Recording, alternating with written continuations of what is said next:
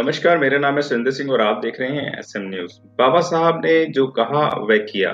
बाबा साहब की बहुत सारी बातें हैं जिनके ऊपर लोग चलते हैं तो अपने जीवन को बहुत सफल भी बना लेते हैं। बाबा साहब की वार्ता के ऊपर हमारे साथ बात करने के लिए हैं एडवोकेट भूदेव महानंदिया जी। स्वागत है सर आपका हमारे चैनल में। थैंक यू सुरेंद्र जी। आपको जी। सभी दर्शकों को नौ जय भीम। जी। बाबा साहब ने 22 प्रतिज्ञाएँ दी थी और प्रतिज्ञाओं के अंदर जो भी बाबा साहब की प्रतिज्ञा मानता है, वह अपना जीवन सफल भी बना लेता है। लेकिन बाबा साहब ने 22 प्रतिज्ञाओं के अलावा बाबा साहब ने 3 ऑर्गनाइज़ेशन से दूर रहने के लिए भी कहा था। तो वह हम आपसे जानेंगे कौन-सी थी वह ऑर्गनाइज़ेशन है जिन्होंने बाबा साहब ने बताया था कि इन ऑर्गनाइज़ेशन से बच के रहें? हाँ, सुरेंद्र जी, डॉक्टर बाबा साहेब अम्बेडकर भारत को और भारत का भविष्य बनाने के लिए और भारत में रहने वाले दबे कुचले लोगों को, डिप्रेस क्लास लोगों को सुरक्षा देने के लिए वो दिशा निर्देश दे के गए हैं। जब हम वो दिशा निर्देश को पालन करेंगे, भारत का हुक्मरान बनेंगे और हमारा पर्सनल लाइफ में भी अच्छा हो जाएगा। ये आपका प्रश्न का जवाब देते हुए मैं बाबा साहेब अम्बेडकर का 15 नंबर स्पीच की तरफ चला जाता हूं, जो हमारा दर्शकों को वॉल्यूम नंबर 17 में ये मिल जाता है और पेज नंबर 200 देखेंगे तो पता चलता है। बाबा साहेब अम्बेडकर लोगों को ये कहते हैं और समझाते हैं हमारा बर्बादी की कारण क्या है, हम क्यों बर्बादी हो रहे हैं, क्यों भारतवर्ष में हमारा लोगों का हालत बहुत खराब है। इसका कारण जानना सबके लिए बहुत जरूरी है। तो बाबा साहेब अम्बेडकर उस मीटिंग को खुद प्रिजाइड कर रहे थे और ये औरंगाबाद में हुआ था। एक्चुअली ये डेट था 13 दिसंबर 1938। उस मीटिंग में डॉक्टर बाबा साहेब अम्बेडकर रेजुलेशन पास करवाते हैं लोगों का सहमति से, क्योंकि बाबा साहेब अम्बेडकर डेमोक्रेसी को ज्यादा मानते थे। उस कॉन्फ्रेंस में रेजुलेशन पास किया गया था। क्या क्या रेजुलेशन पास किया गया और वो रेजुलेशन में क्या लिखा गया है, मैं आज आप लोगों को बताऊंगा। बाबा साहेब पहला बात कहते हैं, जो भी प्रॉब्लम आप लोगों को आ रहा है, जो भी डिफिकल्टी और दिक्कत आप लोगों को आ रहा है, ये मुझे बताइए। मैं और हमारा ऑर्गेनाइजेशन दिन रात मेहनत करके हमारा लोगों का सुरक्षा के लिए कुछ करेंगे। क्योंकि बाबा साहब जानने के लिए कोशिश कर रहे थे भारत का हर कोना का प्रॉब्लम, भारत का हर कोना का प्रॉब्लम, हर इंसान का प्रॉब्लम जानने के लिए उनका ऑर्गेनाइजेशन को आदेश भी दे दिए, ताकि ये सर्वे होने लगा, गांव गांव में सर्वे होने लगा और हर कोई रिपोर्ट बाबा साहेब अम्बेडकर के पास गया। आज उनका फलस्वरूप आज लैंड सेटलमेंट जैसे कानून भारत में बन पाया। वो फर्स्ट रेजुलेशन बाबा साहेब अम्बेडकर लिखते हैं वहां 13 दिसंबर 1938 में, giving want land to the scheduled caste, scheduled tribe or the depressed class people of India। Bharat में रहने वाले जितने भी दबे कुचले लोगों को जमीन का अधिकार मिलना चाहिए। जो ग्रीवेंस मिला था बाबा साहेब अम्बेडकर और जो रेजुलेशन बाबा साहेब अम्बेडकर उस दिन लिखे थे, वो रेजुलेशन को 1950 में सही कर दिए, जो कि आप लोगों को मिलता है शेड्यूल 9 में जाने से और शेड्यूल 9 10th जाने से हमारा लैंड सेटलमेंट और इंडियन कॉन्स्टिट्यूशन में जमीन कैसे गरीबों को मिलेगा, बाबा साहेब वहां लिखे हैं। सेकंड रेजुलेशन बाबा साहेब वहां लिखते हैं, reservation of seat for the untouchable people और the Shudras of India. Bharatvarsh में रहने वाले गरीब और डिप्रेस क्लास लोगों के लिए रिजर्वेशन सीट कैसे मिलेगा। जब कंप्लेन मिला बाबा साहब को, जब ग्रीवेंस मिला, वहां रेजुलेशन भी बाबा साहब 13 दिसंबर में बनाए 1938 में, इनको एक्टिवेशन कर दी ये इंडियन कॉन्स्टिट्यूशन में। आर्टिकल 335 के तहत बाबा साहब अम्बेडकर ने सरकारी नौकरी में लोगों को सुविधा दे दी है, जितने डिप्रेस क्लास लोगों को।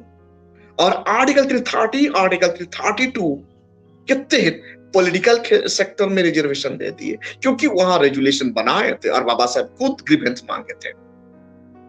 कितने दूरदृष्टि थे बाबा साहब अम्बेडकर।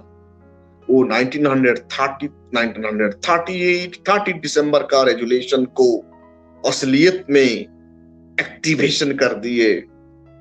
26 जनवरी 1950 में संविधान में अधिकार देकर। थर्ड रेजुलेशन बाबा साहब क्या किए? ऑब्जर्वेशंस। बाबा साहब को ये मजबूर किया गया था रेजुलेशन बनाया जाए बाबा साहब अम्बेडकर के जन्मदिन को अम्बेडकर डे में पालन करने के लिए। बाबा साहब इस रेजुलेशन को मंजूर दे नहीं रहे थे, लेकिन क्या करेंगे, डेमोक्रेसी है, बाबा साहब का ऑर्गेनाइजेशन डेमोक्रेसी था। उस मीटिंग में 200 डेलीगेट बैठे थे, 200 डेलीगेट, बाबा साहब को मिलाकर 201 डेलीगेट। 201 डेलीगेट से 200 डेलीगेट 15 अप्रैल को अम्बेडकर डे पालने के लिए, अम्बेडकर डे बनाने के लिए सहमति ले लिए। बाबा साहब को मजबूर होना पड़ा और उस दिन से अप्रैल 1938 से हर साल 14 अप्रैल को अम्बेडकर डे से पालन किया गया। और आज का तारीख में हम लोग बाबा साहब अम्बेडकर का जन्म दिवस और उनका बर्थ एनिवर्सरी पालन करते हैं। साथियों याद रखिए, ये 1938 13 दिसंबर में रेजुलेशन पास हुआ था, जो कि बाबा साहब का अनुयायी आज भी उन्हें पालन कर रहे थे। फोर्थ रेजुलेशन क्या हुआ था उस दिन?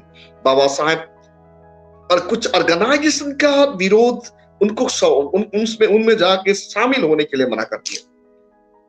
आदेश देते हैं, वहां रेजुलेशन पास हो जाता है, कहते हैं we should not be support to Manuwadi political party like Congress.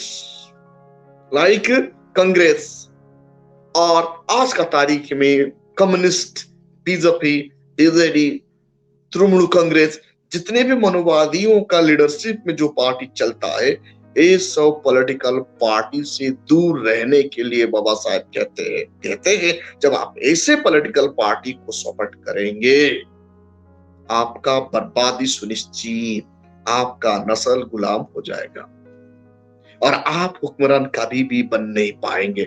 इनको रेजुलेशन बना के रखा गया 30 दिसंबर 1938। ये पालन करना हमारा काम है। बाबा साहेब रेजुलेशन 1, रेजुलेशन 2 खुद जीते जी कर दिए, क्योंकि रेजुलेशन 1 लैंड देने के लिए रखा गया, तो Baba Saheb land settlement act लाए, संविधान में जगह दे दिए। रेजुलेशन 2 में रिजर्वेशन का बात आया, तो बाबा साहेब अम्बेडकर हमारा लोगों को आर्टिकल 335 में नौकरी क्षेत्र सेक्टर में रिजर्वेशन दे दिए। आर्टिकल 330, 332, 333 के तहत पॉलिटिकल रिजर्वेशन दे दी है। वो उनका जीते जी वो करके गए। लेकिन फोर्थ रेजुलेशन और थर्ड रेजुलेशन उनका अनुयायी आज भी पालन कर रहे हैं, बाबा साहेब अम्बेडकर का जन्मदिन।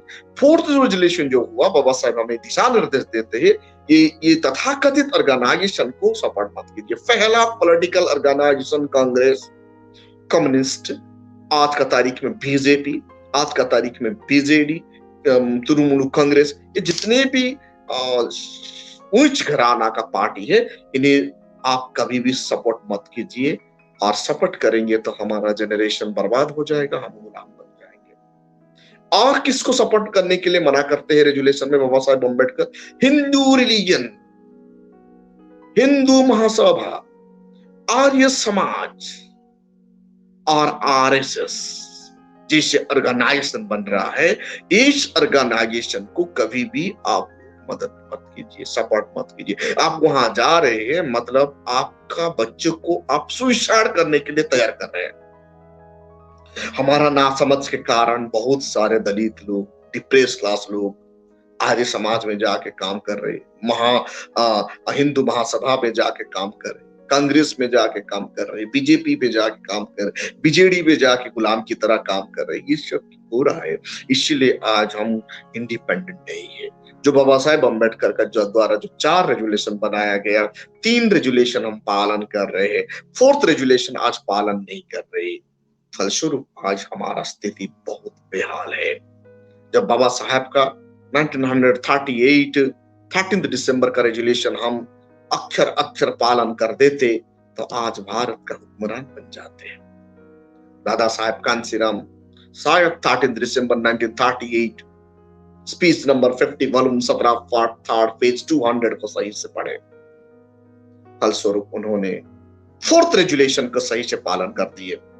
जो फोर्थ नंबर रेजुलेशन है, फोर्थ नंबर रेजुलेशन के तहत इन्होंने ये तमाम ऑर्गेनाइजेशन से दूर रहे और हमारा बहुजन समाज का ऑर्गेनाइजेशन बना डाले बहुजन समाज पार्टी, और उनको लेकर भारत में बाबा साहेब अम्बेडकर का सपना को साकार करने के लिए दिन रात मेहनत की है।